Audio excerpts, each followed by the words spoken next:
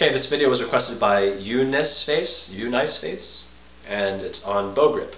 So here's my basic bow grip. I put my thumb, the joint is bent, and I put it against the metal part just about there. Okay, and then my second and third fingers, which are these two fingers, I rest them so that the thumb is just about underneath the third finger. And then, or sorry, that's the second finger. This is your middle finger is your second finger. And then pinky comes down a little bit and first finger goes up a little bit. Why I do this is because I want the bow to be balanced. So when you do it this way, horizontally, it feels balanced.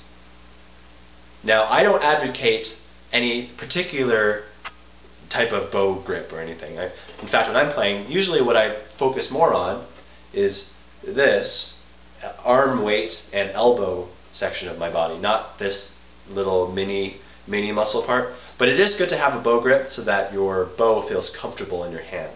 So, and that's how my bow grip typically looks when I'm relaxed. Okay, so like that when it's resting on here. Because it's one thing to show it vertically, it's another thing to show it horizontally. So this is how it looks when I do it, kind of like that. Okay, so nice and relaxed, nothing's happening here. So when I'm playing,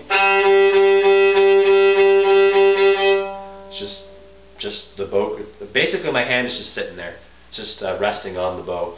So when you put your bow down, there is a contact point, and if you do it at the right contact point, just wherever your bow is, you should be able to let it sit, so you can't, get it anywhere.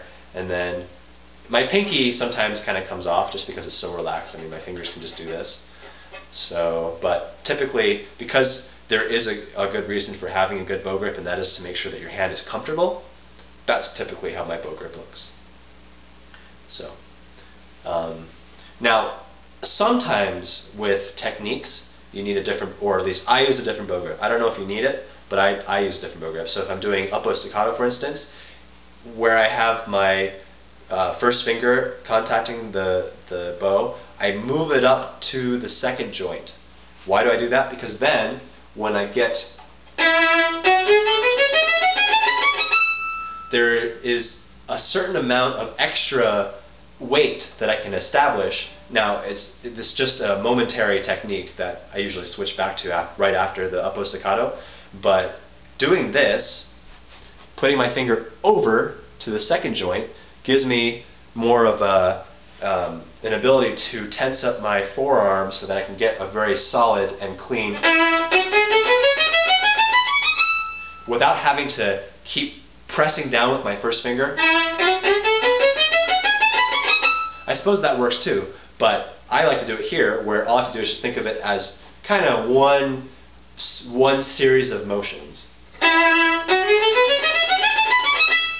Okay, and so I bring my first knuckle over to the second knuckle, and then go. But then immediately afterwards, I bring it back.